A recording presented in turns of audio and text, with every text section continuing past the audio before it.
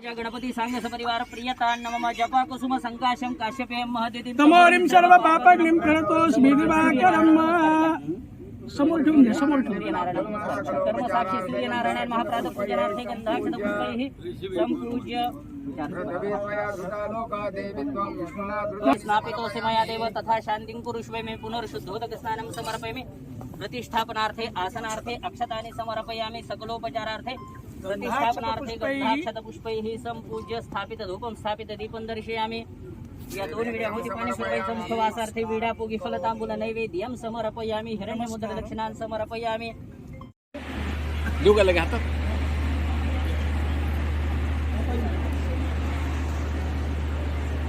असं का समाजाची कुलस्वामिनी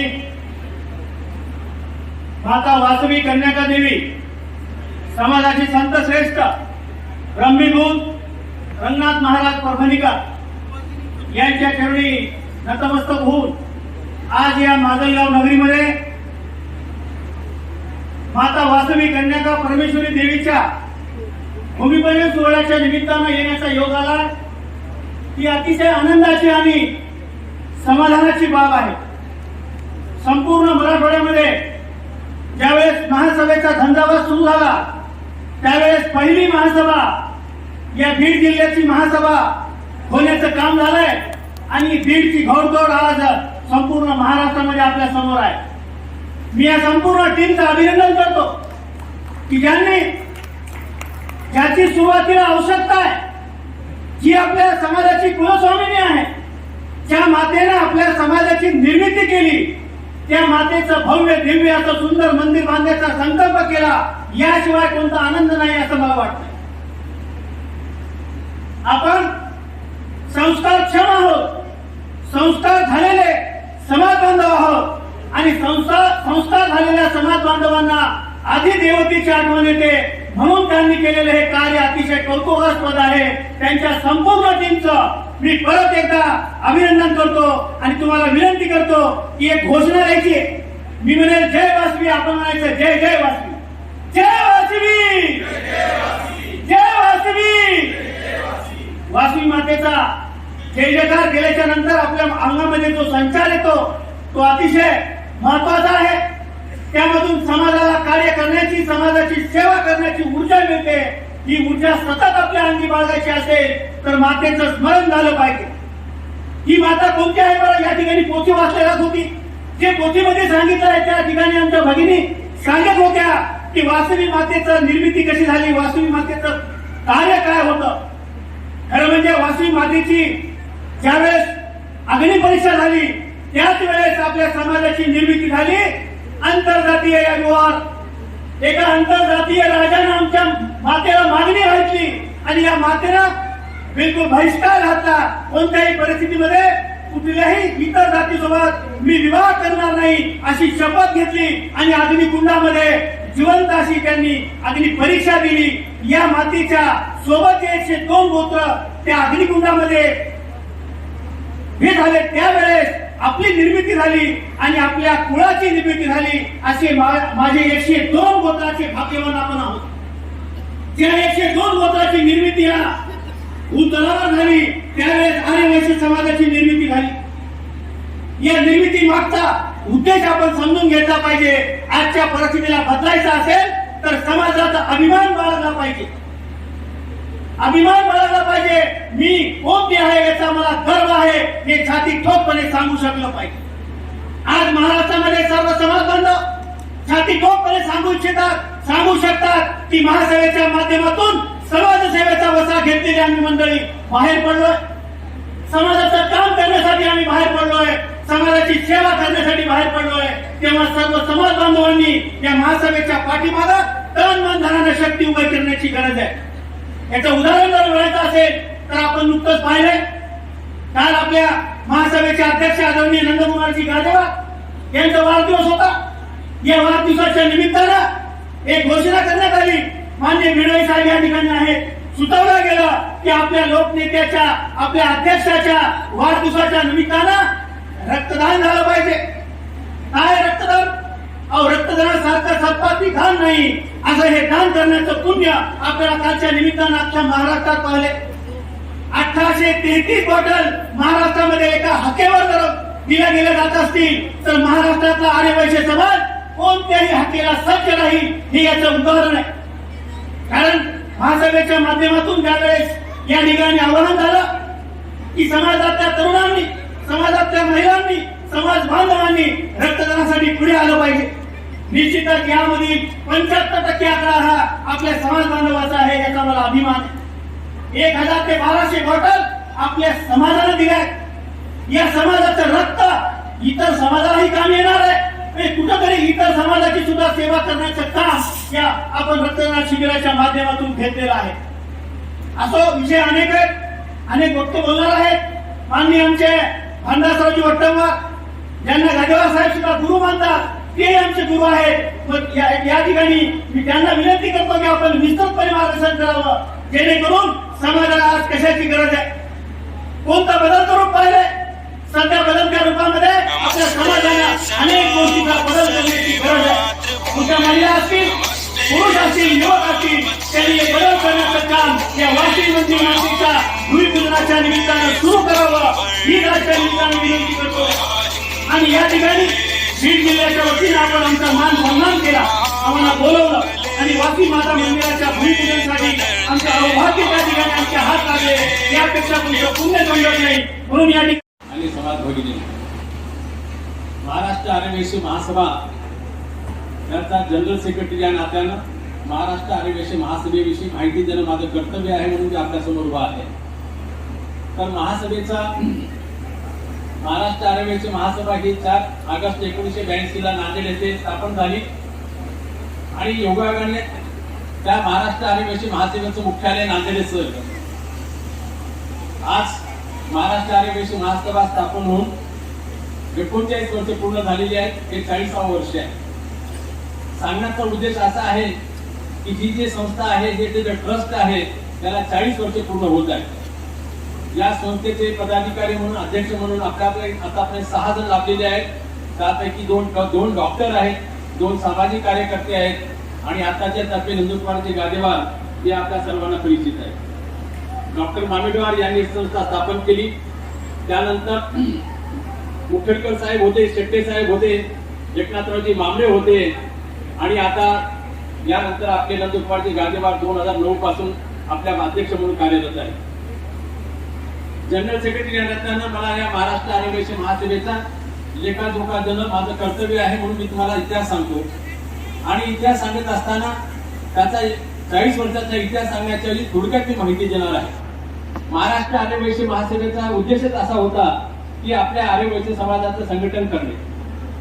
समाज बांधवांना मी त्यांना सांगू इच्छितो की ही जी महाराष्ट्र आर्यवैश्य महासभा आहे ही कोणती जातीय संघटना नाही आणि राजकीय संघटना नाहीच नाही.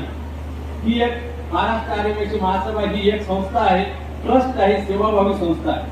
आणि या सेवाभावी संस्थेच्या माध्यमातून आपण वेगवेगळे कार्यक्रम करायला लागतो. या बीड जिल्हा जेव्हा आम्ही महाराष्ट्र आर्यवैश्य महासभेचे विस्तारीकरणाचा कार्यक्रम हाती घेतला त्यावेळेस बीड जिल्हा हा अग्रेसिव्ह होता, अग्रेसर होता. अग्रेसिव्ह तर होता आहेच तो, पण अग्रेसरही होता. आणि मला सांगायला आनंद वाटेल जेव्हा आम्ही असा विचार केला की आता आपल्याला एक्सपान्शन करायचे, विस्तारीकरण करायचे, त्यावेळेस बीड जिल्ह्याने सगळ्यात पहिल्यांदा सांगितलं की आमच्याकडे पहिल्यांदा बीड जिल्हा कार्यकारिणी स्थापन करायची. आणि योगायोगाने सांगतो मी की 6 जून 2018 ला बीड जिल्ह्याची कार्यकारिणी स्थापन झाली आणि पहिले अध्यक्ष म्हणजे गजूभाऊ तयार झाले. गजानन रावजीने 3 वर्ष या महासभेचा अध्यक्ष म्हणून अतिशय यशस्वीरित्या कार्यकाळ केलेला आहे. आणि आता सुमितजी आहेत ते सुद्धा या कार्यक्रमाच्या माध्यमातून आता ते अध्यक्ष म्हणून शपथविधी घेणार आहेत. तर बीड जिल्ह्याचा कार्यक्रमाचा एक मुख्य बिंदू असा होता की महाराष्ट्र आर्यवैश्य महासभा आणि आर्य समाज, स्थानिक आर्य समाज यांच्यामध्ये समन्वय करून आपल्या समाजाचं संघटन करणे. या समाजात संघटन करण्याच्या माध्यमातून महाराष्ट्र आर्यवैश्य महासभेचा जे काही कार्य केलेले आहे त्या कार्याचा मी विस्तार थोडक्यात सांगू इच्छितो. महाराष्ट्र आर्यवैश्य महासभा करण्याचा उद्देश असा होता की आपल्याकडे सगळे श्रीमंत नाहीत, काही असे उपेक्षित सुद्धा लोक आहेत आणि उपेक्षित समाज बांधवांना अपेक्षित उंची देण्यासाठी म्हणून महाराष्ट्र आर्यवैश्य महासभेची स्थापना झाली. त्यामध्ये शैक्षणिक असेल तो आर्थिक असेल, सांस्कृतिक असेल, सामाजिक असेल, कौटुंबिक असेल, वैवाहिक असेल, त्या वेगवेगळ्या विविध पातळीवरती महाराष्ट्र आदिवासी महासभा हे संघटन करण्याच्या माध्यमातून काम करत आहे. मला सांगण्यात आनंद वाटतो की पहिल्यांदा काय असायचं की मराठवाड्यामध्ये जेव्हा नांदेडचे लोक बाहेर फिरायचे त्यावेळेस तो जिल्ह्याचे लोक तुम्ही नांदेड जिल्ह्याबद्दलही सांगतो, नांदेड परभणी जिल्ह्याबद्दलही सांगतो. आम्ही नांदेड जिल्ह्याचे लोक कुठे गेलो तर त्याला असं वाटायचं त्या जिल्ह्याच्या तालुक्यातल्या लोकांना जे काही ते पट्टी मागायला आले ते त्याशिवाय आलेले नाही.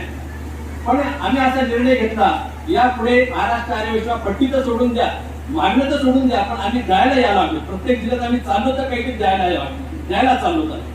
आणि त्याचं कारण असं आहे की कोणतीही संस्था असो, कोणताही कुटुंब असो, कोणताही व्यक्ती असो, जोपर्यंत तो आर्थिक दृष्ट्या संपूर्ण होत नाही तोपर्यंत तो कोणाकडे मागला जाणार नाही. म्हणून महाराष्ट्राचे अध्यक्ष नंदकुमारजी गादेवार 2009 मध्ये त्यांनी कार्यभार घेतला आणि त्यांनी ठरवलं की आपली महासभा स्वयंपूर्ण झाली पाहिजे.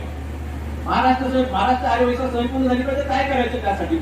मग आपल्याकडे काय सोर्सेस आहेत, काय आपल्याकडे काय काय परिस्थिती आपल्याकडे आहे की ज्यामुळे आपण स्वयंपूर्ण होऊ शकतो.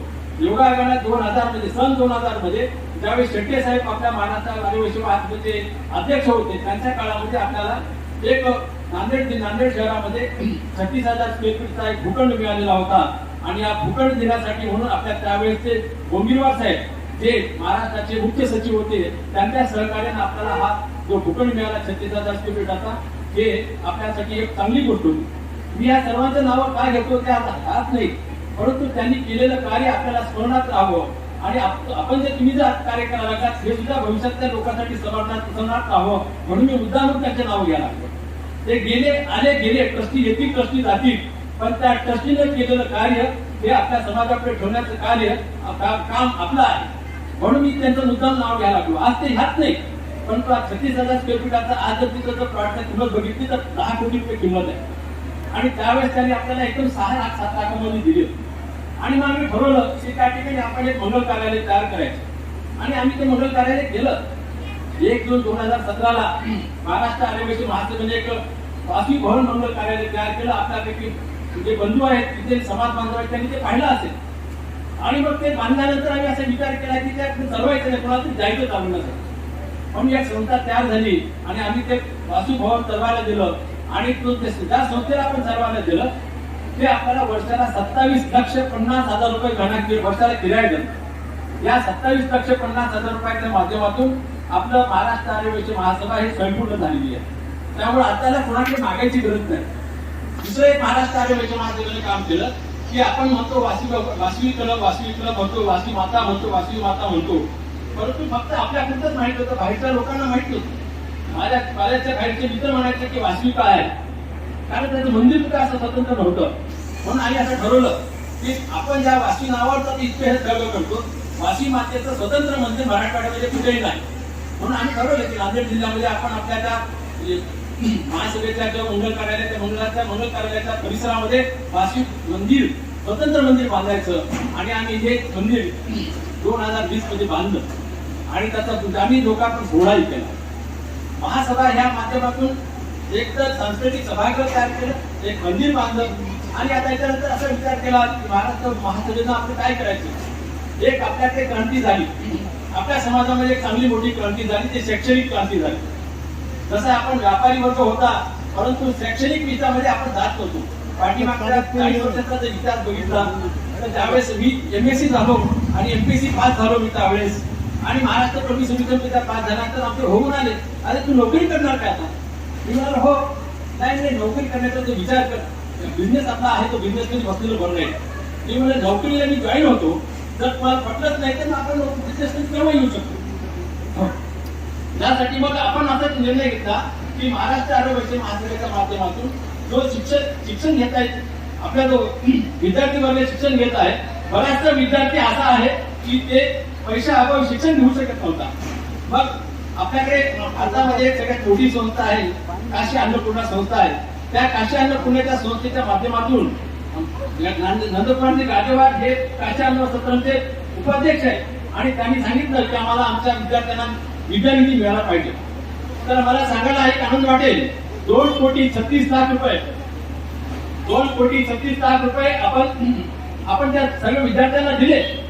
मला एकच म्हणायचंय की महाराष्ट्र आर्यवैश्य महासभेचे कार्य तुमच्यापर्यंत पोहोचण्यासाठी म्हणून मी इथे आलेलो आहे. आणि मी तुम्हाला सांगू इच्छितो की 2,36,56,540 रुपये आपण आजपर्यंत या महासभेच्या माध्यमातून आणि त्या काशी अन्नपूर्णा या संस्थेच्या माध्यमातून त्यांच्याकडून पैसे घेऊन आपण वाटप केलेले आहे.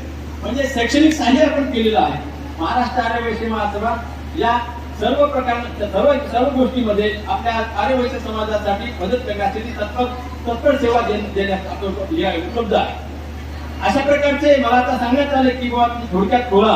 आता महाराष्ट्र आर्यवैश्य महासभेच्या माध्यमातून आम्ही बरेचसे कार्य केलेले आहेत आणि हे महाराष्ट्र आर्यवैश्य महासभेच्या कार्याचा उल्लेख यापूर्वी गजभाऊंनी केलेला असेल तर हे 3 वर्ष पूर्ण झाल्यानंतर बीड जिल्ह्याची कार्यकारिणी आज आपण शपथविधी करणार आहोत.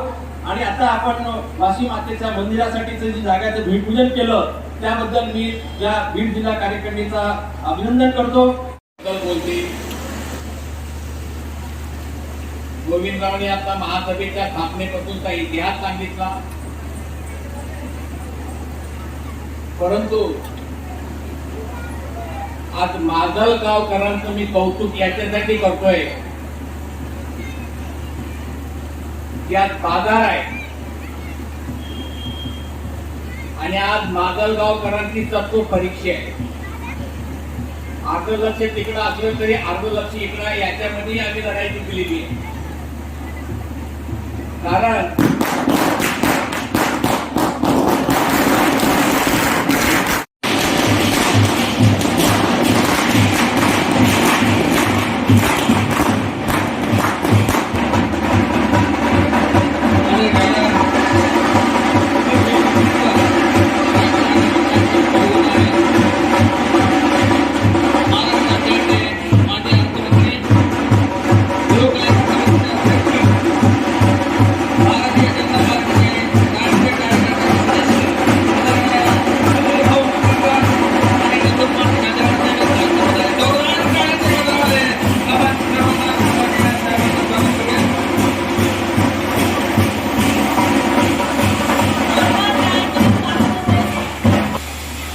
जोरदार टाळ्यांच्या गजरामध्ये आदरणीय भाऊ आणि आदरणीय नंदूभाऊ यांचं आपण स्वागत करूयात.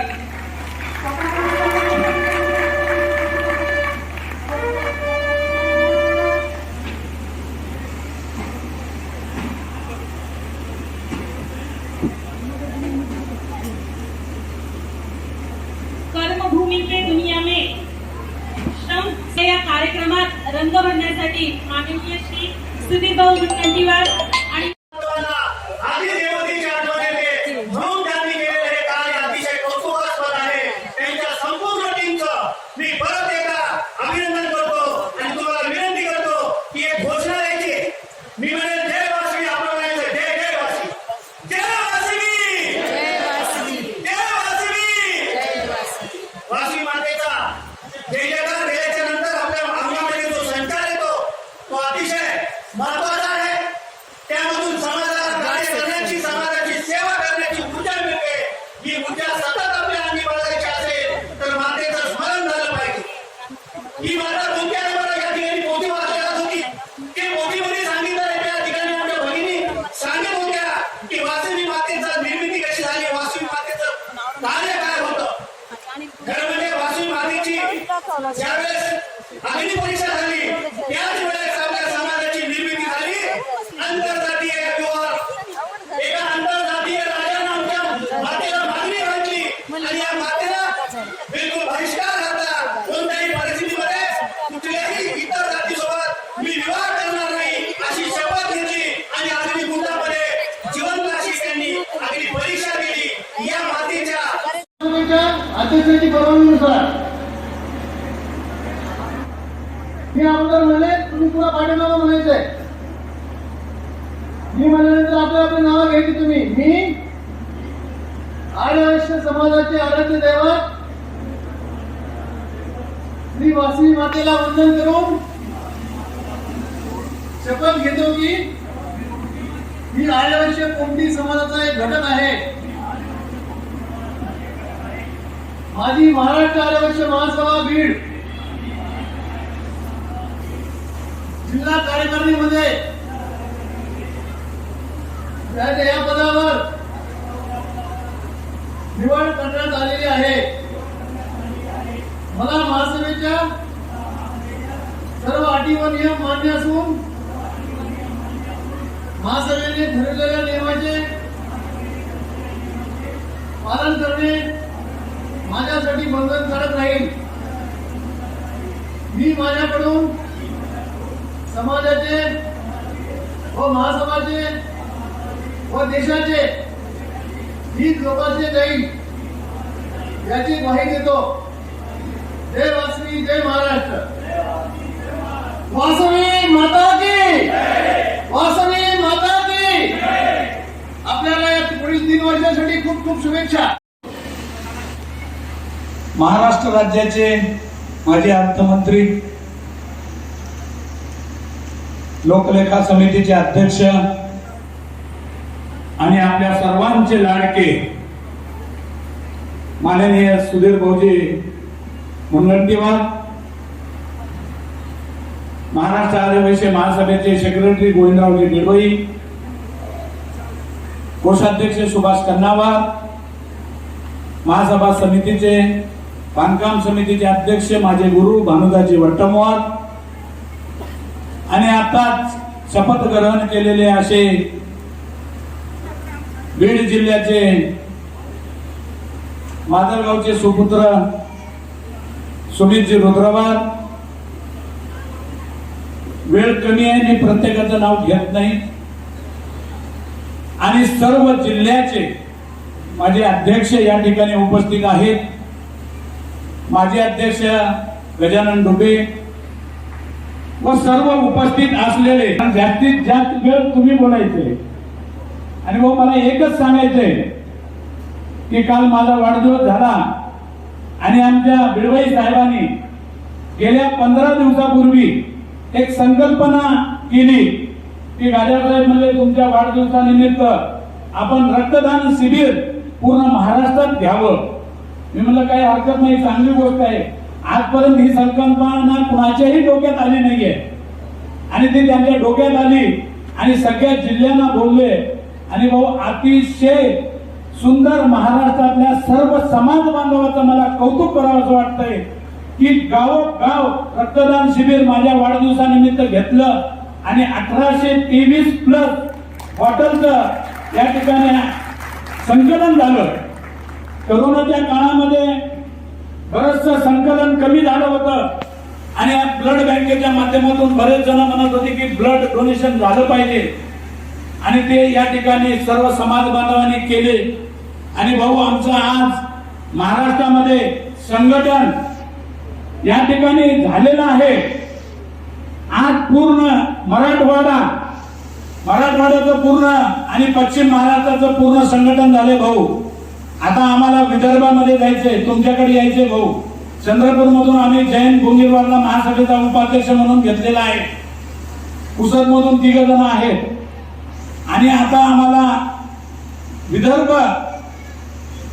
सर्व जिल्ह्याच्या कार्यकारिणी करून महाराष्ट्रातल्या समाज बांधवाला आपल्या एक संघटन करून एका छत्राखाली आणायचं काम या महासभेच्या माध्यमातून करायचंय भाऊ.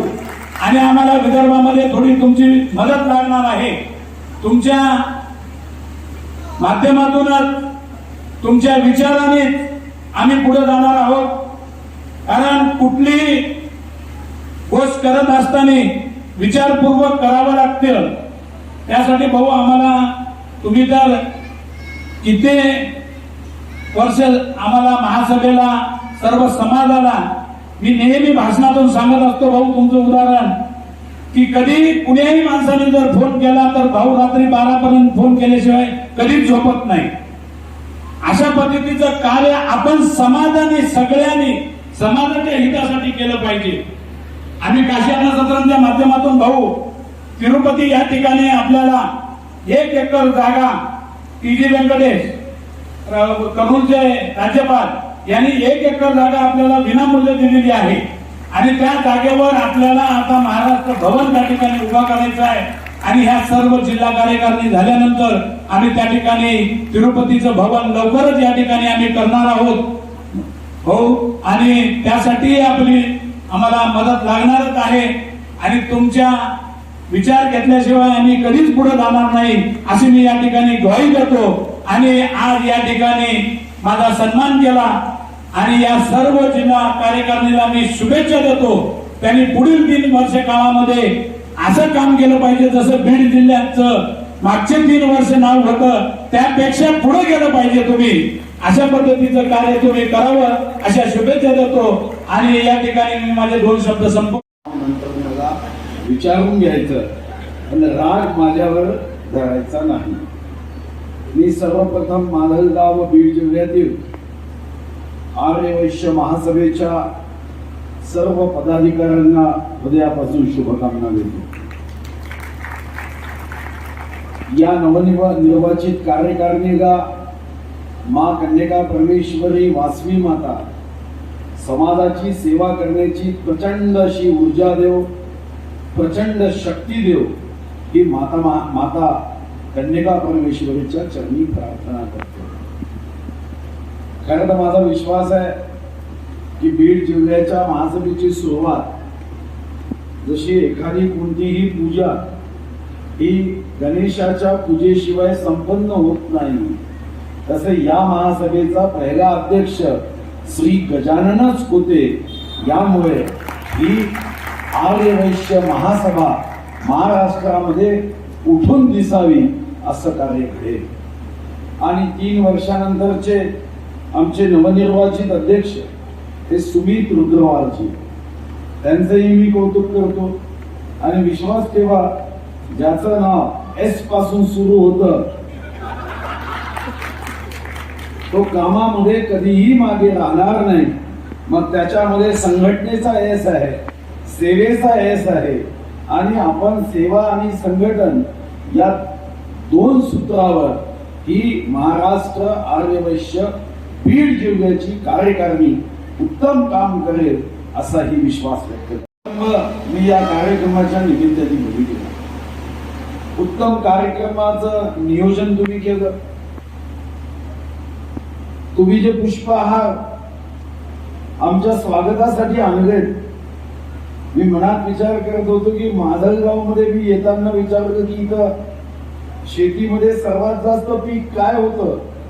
मला सांगण्यात आलं की कधीतरी कापूस होता आता सोयाबीन झालाय. पण माधलगाव परिसरामध्ये ही माहिती मात्र लपवण्यात आली की गुलाबाची शेती ही तेवढ्याच मोठ्या प्रमाणावर केली जाते. आपण दिलेले पुष्पहार हे आयुष्यभर माझ्या स्मरणात राहील. या ठिकाणी भगवान श्री गणेशाची मूर्ती ही बघा आशीर्वाद रूपी भेट म्हणून दिली. ही आशीर्वाद रूपी भेट घेऊन जेव्हा मी माझ्या चंद्रपूरला परत जाईल तेव्हा नेहमीच माजलगाव व बीड जिल्ह्यातील समाजाची आठवण येईल. या कार्यक्रमाचं निमंत्रण स्वीकारताना आपल्या सर्वांचं दर्शन व्हावं. ज्या समाजात माझा जन्म झाला त्या समाज बांधवांच्या शुभकामना आशीर्वाद घ्यावे आणि आपल्या जे समाजाचं वैशिष्ट्य आहे सात्विकता प्रामाणिकता याचा फायदा इतर सर्वांपर्यंत पोहोचवण्याचं काम आपल्या हातून घडावं व माता कन्यका परमेश्वरीच्या भूमिपूजन समारोहाच्या निमित्ताने मातेचाही आशीर्वाद घ्यावा यासाठी खरं तर मी या कार्यक्रमाला मुद्दाम उपस्थित झालो. या कार्यक्रमाच्या निमित्ताने जरी या गावामध्ये समाज छोटा असला तरी माता कन्यका परमेश्वरीचं मंदिर निर्माण करण्याचं काम हाती घेतलं. कन्यका मंदिर परिसरात भूमिपूजन करण्याचं सौभाग्य मला लाभलं. मी माता श्री कन्यका वासवी परमेश्वरी मंदिराचं भूमिपूजन संपन्न झालं असंही मी घोषित करतो. या आर्यवैश्य समाजाचं एक महत्वाचं वैशिष्ट्य अनेक वैशिष्ट्य अनेक भाषणातून आपण ऐकतो की हा समाज व्यापारी आहे, हा समाज सात्विक आहे, हा समाज प्रामाणिक आहे, हा समाज स्वतःची रेष मोठी करतो दुसऱ्याची रेष कधीच पुसत नाही. पण या समाजाचं एक वैशिष्ट्य आहे जे खरं तर आपल्या सर्वांसाठी ऊर्जा देणार प्रेरणा देणार. या समाजाचा जन्म मूलतः झाला तो त्यागातून झाला. माता कन्यका परमेश्वरीनी जेव्हा अग्निकुंडामध्ये प्रवेश केला तेव्हा त्या ठिकाणी असणाऱ्या मा कन्यका वासवी मातेसोबतच्या ज्या 102 शूर वीर त्यागी संस्कारासाठी इतिहासासाठी विरासतसाठी ज्यांनी आपला प्राण त्या अग्निकुंडात दिला त्या 102 गोत्र धारण करण्याचं आपण प्रतिनिधित्व करतो. आणि म्हणूनच जेव्हा नंदकुमार बेडवाई नंदकुमार गादेवारजी यांचा काल आपण जेव्हा जन्मदिवस साजरा केला त्या वैयक्तिक स्तरावर दिल्या, आज सार्वजनिक स्वरूपात आपल्याला हॅपी बर्थडे जन्मदिनाच्या शुभकामना, आपलं जीवन मंगलमय व्हावं, आपल्या मनोकामना पूर्ण व्हाव्या आणि आपल्या हातून समाजाची प्रचंड अशी सेवा घडावी हा आशीर्वाद मी तुमच्यासाठी मागतो. पण नंदकुमारजीसाठी जेव्हा त्यांचे सहकारी बिडवाईंनी एक नवीन कल्पना मांडत रक्तदान शिबिर आयोजित केलं आणि आता नंदकुमारजींनी ते सांगत समाजाला धन्यवाद दिले की 1823 रक्ताच्या बॉटल या समाज बांधवांनी दिल्या. मी मनात विचार करत होतो की 102 गोत्रांनी आपले प्राण त्या अग्निकुंडामध्ये जेव्हा दिले संस्कारासाठी, सेवेसाठी, पराक्रमासाठी आणि आपल्या भारतीय संस्कृतीसाठी, या समाजाचं हेच तर वैशिष्ट्य है कि हम किसी का खून नहीं चूसते, वक्त आया तो हम अपना खून देकर किसी की जान बचाने के लिए काम करते हैं. याचं काम सुरू करताना ते फक्त एक मंदिर नाही, ही दगडविटाची एक इमारत केली, मा कन्यका परमेश्वरीची प्राणप्रतिष्ठा केली आणि आपला कार्यभाग संपला. खरं तर मी येण्याच्या अगोदर या ठिकाणी मोठ्या मोठ्या विषयांच्या संदर्भात मांडणी केल्या जातात. ही कोणत्याही समाजाची प्रगती ही प्रत्येक व्यक्तीच्या विकासामध्ये, उन्नतीमध्ये, प्रगतीमध्ये. थेंबा थेंबातून समुद्र जसा तयार होतो तसं समाजाच्या प्रत्येक व्यक्तीच्या उन्नतीतून समाज परिपूर्ण होतो. जेव्हा समाज परिपूर्ण होतो तेव्हाच देश परिपूर्ण होतो. हा प्रसिद्ध अर्थशास्त्री डॉक्टर किन्सचा सिद्धांत है कि समाज तब तक बड़ा नहीं बनता जब तक समाज का हर व्यक्ति आगे नहीं बढ़ सकता, तब तक कोई भी समाज आगे बढ़ नहीं सकता. हा प्रसिद्ध अर्थशास्त्री डॉक्टर किन्सचा हा एक साधा सोपा सिद्धांत आहे. मां कन्यका परमेश्वरीचं मंदिर हे समाजाच्या संघटित शक्तीसाठी एक केंद्र तयार व्हावं. मां कन्यका परमेश्वरीचा आशीर्वाद घेऊन आपला रस्ता चुकता कामा नये, आपला संस्कार बिघडता कामा नये, संघटनेमध्ये कोणतेही दोष निर्माण होता कामा नये, यासाठी सुद्धा या मंदिराचा उपयोग झाला पाहिजे. हे खरं आहे की कोरोनाच्या वैश्विक महामारीमध्ये ही आपत्ती तर होती, पण ज्यांनी या आपत्तीतून योग्य मार्ग पाहण्याचा प्रयत्न केला, दिशा प्राप्त करण्याचा प्रयत्न केला ती हीच आपत्ती. मलाही नेहमी वाटायचं, कारण लहानपणी शिक्षक हेच शिकवायचे किंवा हेच उदाहरण आम्ही ऐकायचो, आपणही ऐकलो.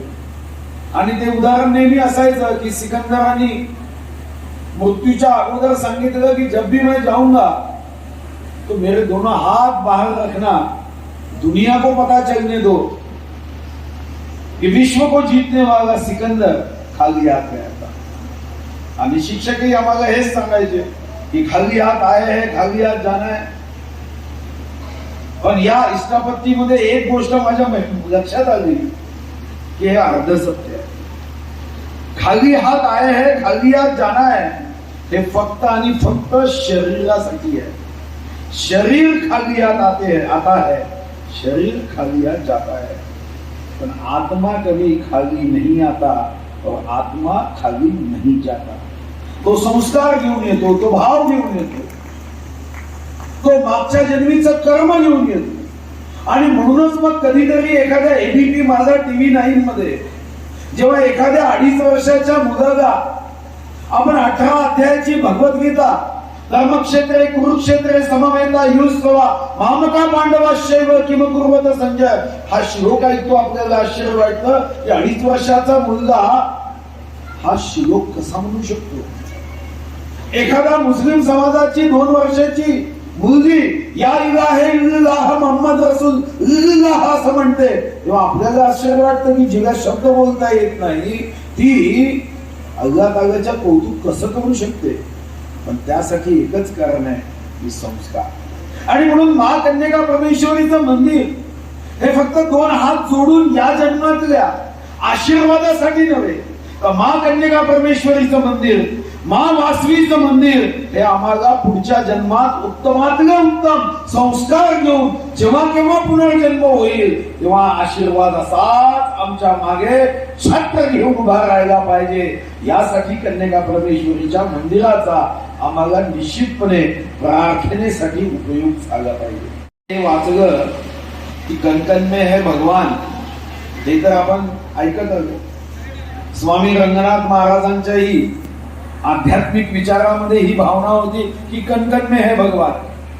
पण अमेरिकेने रिसर्चच्या माध्यमातून जेव्हा हा शोध सादर केला तेव्हा त्या शोधामध्ये अमेरिका ही म्हणते की प्रत्येक वस्तूमध्ये अणु आणि रेणू आहे, पण त्यामध्ये एक गॉड पार्टिकल आहे. ज्या गॉड पार्टिकल याचा अर्थ हजारो वर्षापूर्वी तुम्ही आम्ही सांगितलं की कणकण में है भगवान, ते अमेरिकेने $3000 कोटी खर्च करून सिद्ध केलं की गॉड पार्टिकल प्रत्येक वस्तूमध्ये आहे. 15 दिवसापूर्वी माझ्या